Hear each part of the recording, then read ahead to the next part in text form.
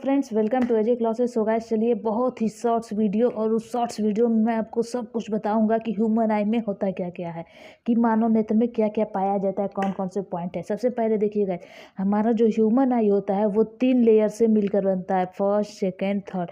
और जो सबसे पहला लेयर इसमें होता है, इसको हम दृढ़ पटल कहते हैं। दृढ़ पटल का ये वर्क होता है कि वो नेत्र बाहर से दृढ़ पटल, यहाँ जो बाहरी रहता है ये दृढ़ पटल होता है। इसका वर्क यही होता है कि अपारदर्शी श्वेत परत से ढका होता है। ये अपारदर्शी होता है, ट्रांसपेरेंट होता है, और ये श्वेत परत से, जैसे कि हमारे आई में वाइट वाला पार्ट आपको दिख रहा होगा, उसे वो हमारा दृढ़ पटल होता है।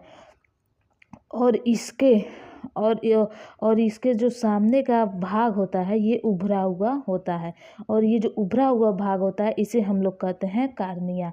कार्निया कहते हैं उभरे हुए भाग को, कार्निया कहते हैं।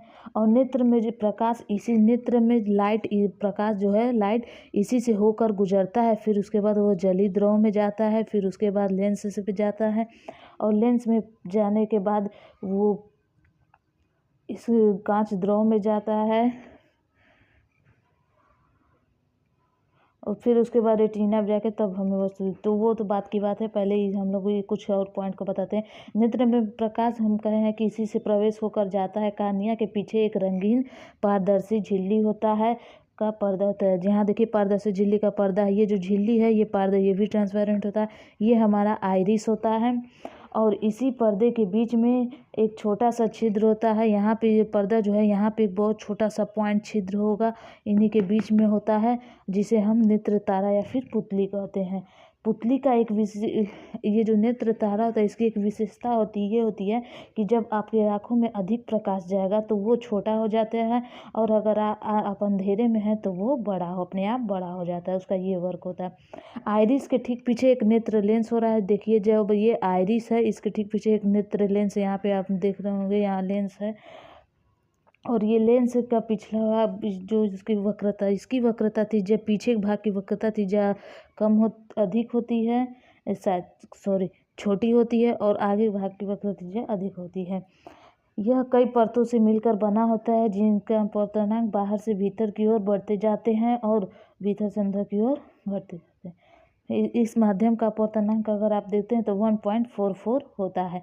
लेंस अपने स्थान पर मांसपेशियों, ये जो लेंस है ये इन मांसपेशियों के से टिका होता है। देखिए ये जकड़ा हुआ है, यहाँ पे इन दोनों के बीच में ये लेंस टिका होता है।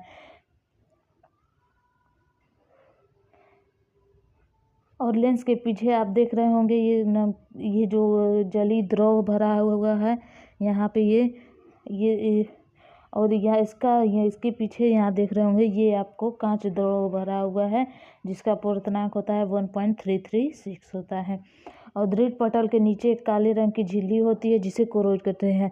ये जो लेयर, सेकंड लेयर है, ये कोरोइड होता है, और प्रकाश के आंतरिक परावर्तन को रोकती है। और इस झिल्ली के नीचे नेत्र से भीतर की ओर एक पारदर्शी झिल्ली होती है, जिसे हम रेटिना कहते हैं। यहाँ रेटिना पे ही हमें कहते हैं इसको। और ये प्रकाश सिराओं की एक फिल्म होती है। ये सिराएं वस्तु के प्रतिबिंब के रूप, रंग और आकार ज्ञान, ये जो रेटिना का वर्क होता है कि ये हमें किसी वस्तु को, अगर ये देख रहा है, अगर हमारा आई किसी वस्तु को देख रहा है तो उसका सीधा ज्ञान हमारे मस्तिष्क तक जाता है। इस प्रकाश सिरा से होकर हमारे मस्तिष्क तक जाता है, और हमें बताता है कि हाँ, हमें ये ऑब्जेक्ट इस कलर का, इस तरह का दिख रहा है। रेटिना का ये वर्क होता है। और उसी स्थान पर आप देखो कोई भी प्रभाव, उस पर प्रकाश का इस पर कोई प्रभाव नहीं पड़ता है। इस स्थान को हम लोग अंधबिंदु कहते हैं। और यहाँ से ये अंधबिंदु क्या होता है, जिस स्थान पर प्रकाश सीधा रेटिना को छेद कर मस्तिष्क में, रेटिना से यहाँ से छेद कर मस्तिष्क में जब जाता है तो उस स्थान पर प्रकाश का कोई प्रभाव नहीं पड़ता है। उस स्थान को हम लोग अंधबिंदु कहते हैं। यहाँ पे आप अंधबिंदु देख रहे होंगे, यहाँ से हमारे छेद कर मस्तिष्क तक जा रहा है।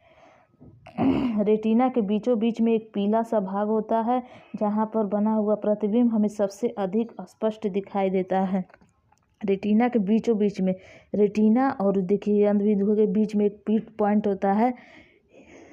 यहाँ पे अगर वस्तु का प्रतिबिंब बनता है तो हमें स्पष्ट और उल्टा दिखाई देता है। हमें वस्तु का प्रतिबिंब यहाँ पर प्रतिबिंब स्पष्ट दिखाई देता है। तो ये था हमारा ह्यूमन स्ट्रक्चर।